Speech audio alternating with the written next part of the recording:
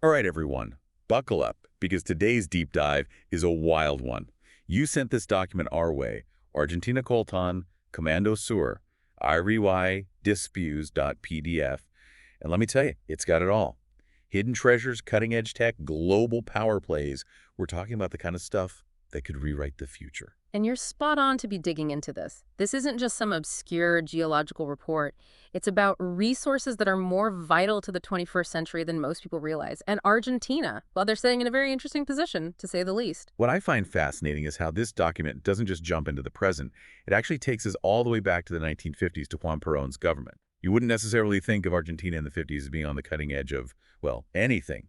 But it turns out they were already aware of the potential value of these minerals, especially coltan. Yeah, Perón was really pushing for industrialization, trying to modernize Argentina.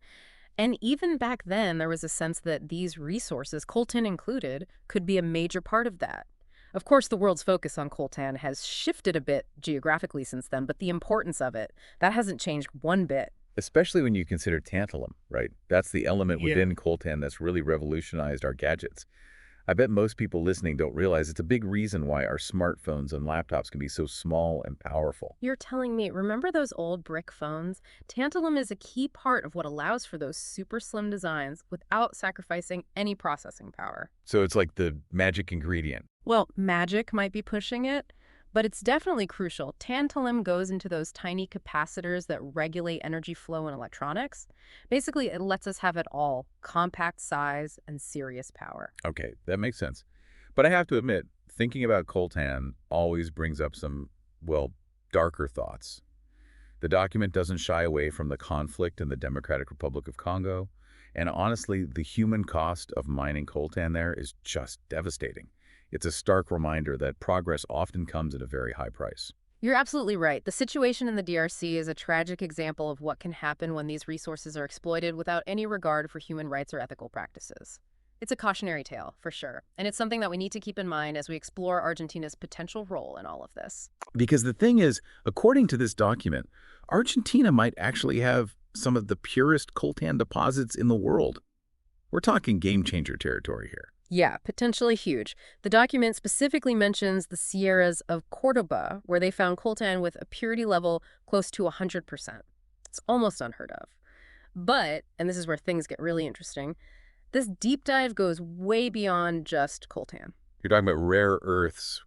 I have to admit, that term always sounds a little, I don't know, science fiction-y to me. What makes them so rare, and why should we care? Well, first things first, the term rare is a bit misleading. It's not that these elements are actually scarce in the Earth's crust, it's that they're just really difficult and expensive to extract and process. What makes them so critical is their role in, well, pretty much every piece of technology we rely on these days. Okay, so give us the rundown. What kind of technology are we talking about? Everything. I mean it. The smartphones in our pockets, the electric vehicles we're driving more and more of, renewable energy technologies like wind turbines, even advanced military hardware. Rare earths are everywhere. Wow, okay, so we're talking about materials that are essentially the building blocks for the 21st century. Yeah. No big deal. That's putting it mildly. And here's where the geopolitical aspect gets really interesting. Right now, there's one country that has a firm grip on the global rare earth market: China. So they basically control the supply chain for all these vital technologies. That's kind of a big deal. You can say that again.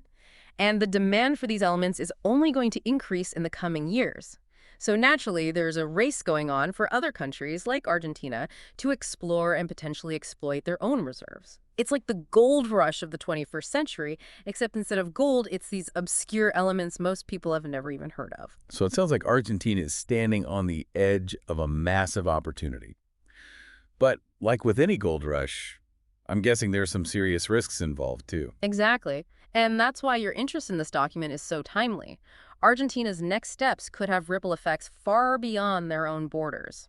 This is a story with global implications, and it's just getting started. Well, in that case, let's dive into those potential scenarios.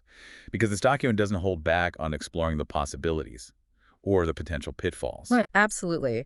From the potential for Argentina to become a major global player to the risks of getting caught in the crosshairs of international power struggles, There's a lot to unpack here. It's amazing to think about all these different elements just hiding in the earth, you know? It's like a whole periodic table treasure trove just waiting to be discovered. It really is, and the document does a great job of connecting those elements to their real-world applications. Yeah, like that bit about lanthanum being used in night vision goggles. Yeah. I never would have guessed there was a link between geology and, like, high-tech espionage. Right. Sounds like something out of a spy movie. Yeah.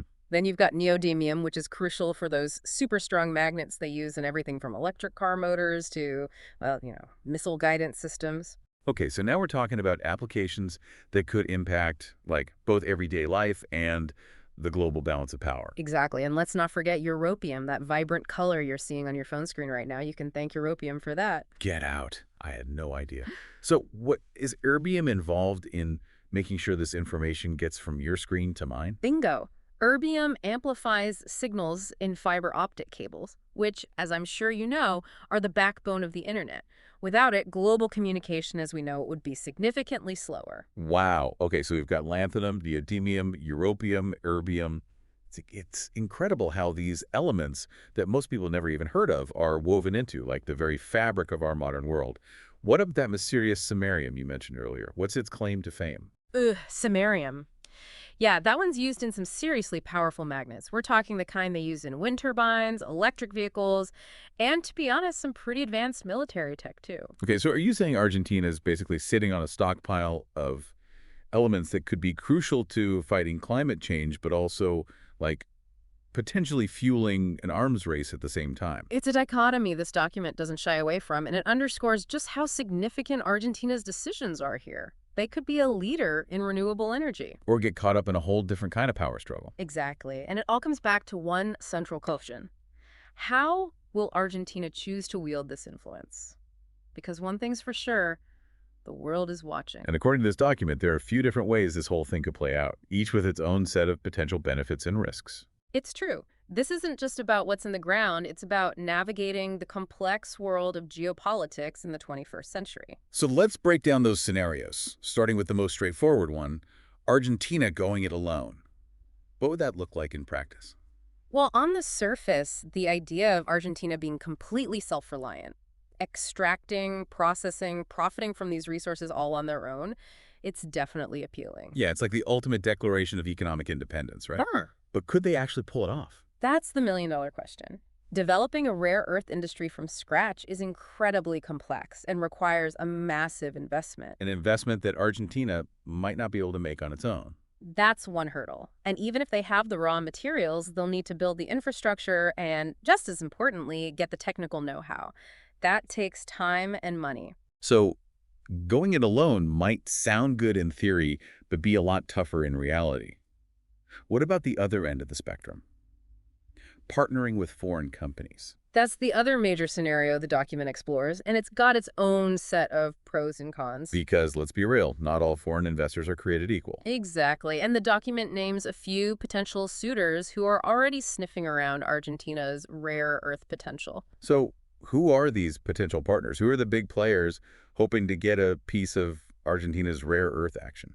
Well, the document specifically mentions Canadian and U.S. companies as possibilities. And I'm guessing, on the surface, those might seem like the, easier option for Argentina. It makes sense, right? There's some shared cultural background there, at least with the U.S., and maybe a perception that they'd be less likely to, exploit the situation. Right, because, let's be honest, there's a long history of Western companies, especially in these kinds of extractive industries, taking advantage of developing nations. Oh, absolutely. And the document doesn't shy away from that history. It specifically warns Argentina not to repeat the mistakes of the past. Like, whatever deals they make, they need to have rock-solid contracts, environmental protections, all of that. It needs to be about building a future, not just getting rich quick. 100%. And that brings us to the elephant in the room, geopolitically speaking, China. They're already calling the shots with rare earths, and their interest in Argentina could change everything. Yeah, I can't imagine they'd just sit back and watch everyone else make a play for these resources. Exactly. And according to the document, Chinese companies are already making their move, expressing interest. Now, on the one hand, partnering with China could be very lucrative for Argentina. They've got the infrastructure, the experience, a huge market. It almost sounds too good to be true, though, right? So what are the potential downsides? What's the catch? Well, the document raises concerns about Argentina becoming overly dependent on China, both economically and politically. It wouldn't be the most balanced partnership. It sounds a little bit like the Coltan situation in Congo, where outside interests often end up benefiting more than the local population. That's a valid concern, no question, and it's something Argentina would need to address head-on. Transparency, environmental protection, making sure any deal, whether it's with China or anyone else, actually benefits Argentina in the long run. Those are non-negotiables. So where does this leave us? Argentina's at a crossroads. Big time. This document lays out a unique opportunity for them to become a major player on the world stage. But it's not a decision to be taken lightly. There's a lot at stake. They're holding the keys to the future of technology, potentially. Global power dynamics, climate change, all of it could be influenced by what Argentina decides to do. And that's what makes this document and this conversation so important. It's a reminder that we all have a stake in this. Where do the resources we rely on come from? Who benefits? What kind of future are we creating? Those are questions we all need to be asking. This deep dive has been eye-opening, to say the least. It's amazing to think that something as small as the smartphone in my pocket is connected to these huge global issues. It really is. And as always, knowledge is power. The more we know, the better choices we can make as individuals, as society, as a planet. Couldn't agree more. That's all the time we have for today's deep dive, but this conversation is far from over. Be sure to check out the show notes for links and additional resources so you can keep exploring this topic. Until next time, keep learning, keep questioning, and stay engaged.